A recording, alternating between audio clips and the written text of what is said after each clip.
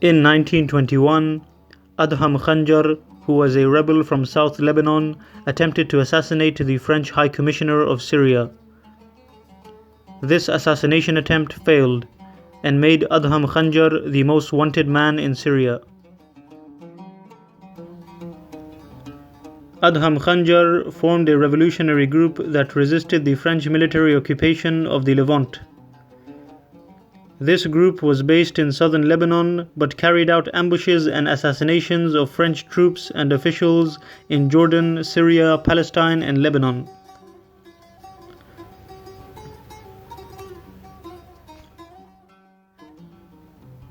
Southern Lebanon had always been a place of resistance against foreign occupation. During the late days of the Ottoman Empire, rebel groups and vigilantes in South Lebanon would fight Ottoman soldiers when they came to collect taxes, and then gave the money back to the poor and disadvantaged people.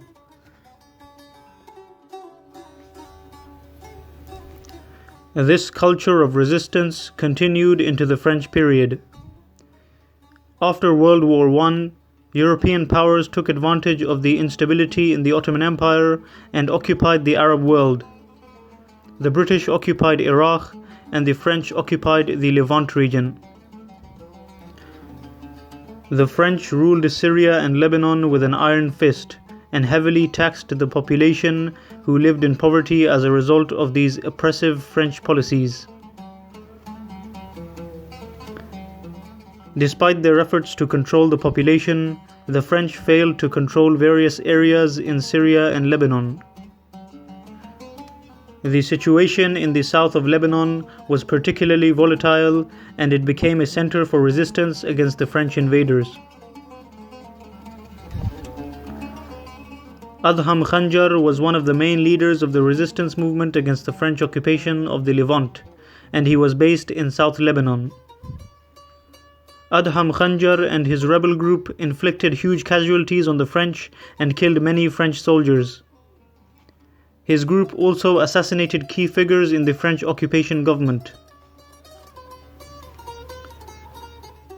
However, Adham Khanjar's ultimate goal was to assassinate Henry Giroud, who was the French High Commissioner of the region. During Henry Giroud's visit to Jabal Amal in South Lebanon, Adham Khanjar attempted to assassinate him. However, he failed and only managed to kill one of his bodyguards.